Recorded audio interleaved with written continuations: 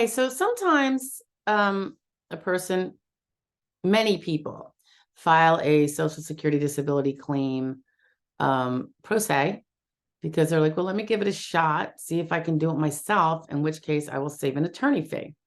Very understandable, generally speaking. But I want to give a little cautionary tale to that. There's something called a date last insured. And while some people have 5 years from the time they stop working in which to prevail on a claim, or I should say, that is the period of time in which they can, at some point, even if it's after the 5 years, claim to have been disabled within that time period when they were insured. And they can, if they prevail, they will get benefits forever after. Some people don't have 5 years. This is people that maybe had more intermittent work in the last few years. I'm not going to go into how DLI is determined. There's an actual video on that. But DLI is date last insured. And let's say you're filing, and you can file, and the SSA will accept your application because you are indeed insured for Social Security disability on the day that you claim you became disabled. On that day. But it's very possible that 1 quarter later, which might just be the next day, but whatever quarter starts next, you might not be insured for Social Security disability. Or it could be you have a year before your DLI, date last insured, expires.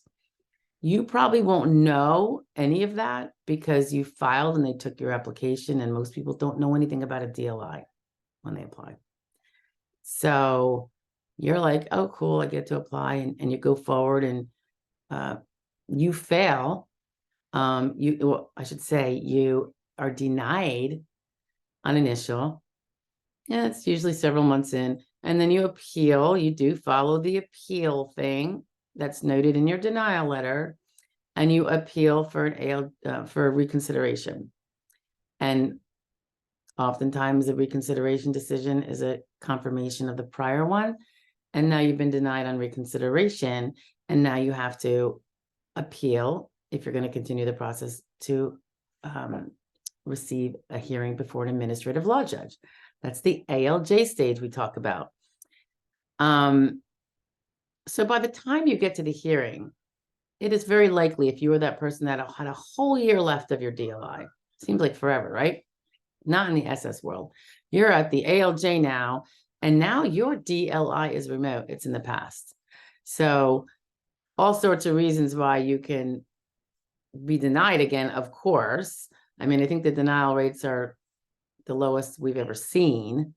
And that's all over the country. I'm sure there are pockets where it's a little more reasonable.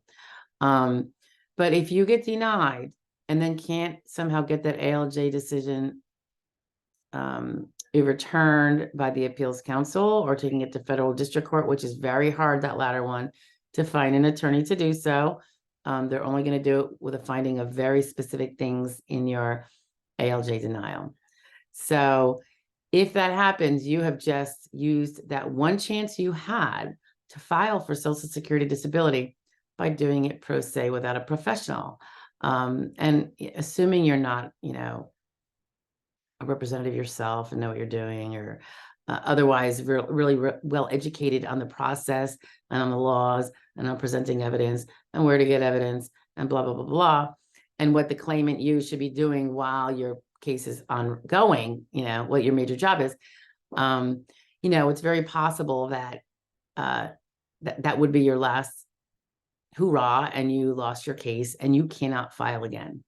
Short of going back to work for a number of years, potentially, you will not be able to file again. And so you'll be living without benefits. If that happened and you were super poor, you could file for SSI because you don't need to be insured for that. You just can't do SSD. Big difference, though, in contentment between the two. And we have videos on that if you want to know the difference.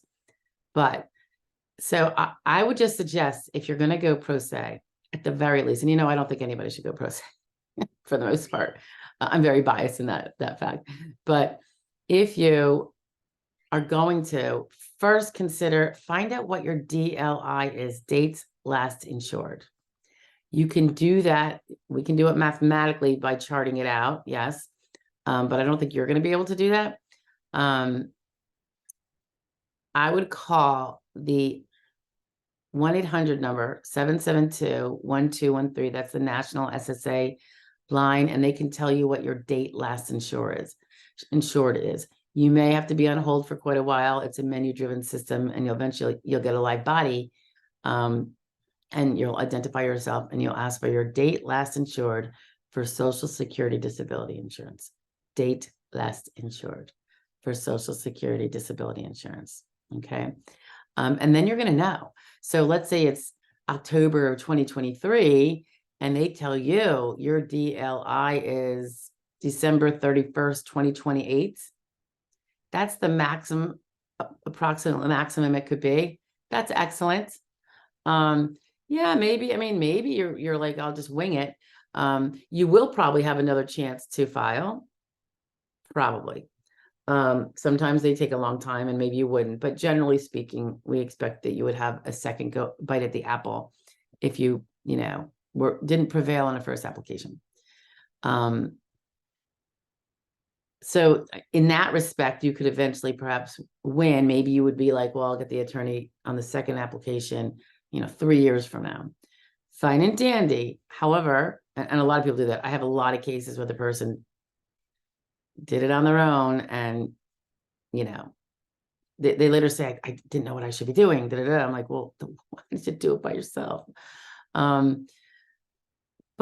the backdrop is, we're doing the next application with these folks, and they can't get paid all those 3 years that they wasted under their own tutelage. That they're just not gonna be able to get that. That's water under the bridge. It was already found to be not disabled. You don't get paid when you're not disabled. So it would be the subsequent period that they're doing with us. So you see, you can do it if you have the 5 years, but you are risking losing that initial money if you don't think you're going to do a great job for yourself. So yeah, you might be losing, I don't know, $30,000, $40,000, $50,000, all for the points so you could represent yourself and see if you could try to save that maximum 7,200 that would be coming out of back benefits of something much greater, by self-representing. So anyway, just something to think about. The lost back benefits that probably increase in likelihood, and the fact that you might not have another bite at the apple. You have to find out your DLI. If you find out that your DLI, for sure, if it's within, like, I would say 3 years or less. I mean, personally, I think you should always use somebody else because of the weird things that can go on. But definitely if you have like a 1, 2, maybe even 3-year window, because even if your case wraps up in 2 years with a loss and you still have a year left of your DLI, that's a year only in which to follow all of the medical development legal advice the expert is going to give you, or the attorney if they're doing their job and advising you appropriately. So think about how long it takes to get appointments that might be necessary. Sometimes the appointment takes 6 months. You could be losing out most of it, giving up all that year that you had left, trying to fulfill the development, evidence development strategies that you're supposed to be using. And if you don't, you just, you're not going to have the evidence that you have to have before that window of DLI closes. So for a variety of reasons, and again, disclaimer, I'm an attorney. That's what I do for a living. So I'm very biased anyway, that everyone should have one. But truly, even if I wasn't, I mean, the only reason I do pro bonos, is because I think people need to have the help. So for the people that warrant the pro bono, and that's none of you guys, right? That's why we do them, because we just know they're going to need it, and they need the help, and we know it's going to be free work, because there's going to be no fee attached to the win, not because we're saying, oh, don't bother paying me, It's really because we know we're going to do the work. There's going to be no fee attached. We're going to win. They're going to get their case won, but there's going to be no fee that can be had from it because you can't really get blood from a stone. So we try to help the stone anyway. All right. Okay. So that's that. All right. Find out your DLI before you decide to, play legal scholar on it. And if you have a very short one or half, not really out at the 5-year mark, I would really reconsider, think long and hard about it, about whether you want to take that risk. Okay. All right. I will chat with you later, guys. Always great. Talk to you then. Bye.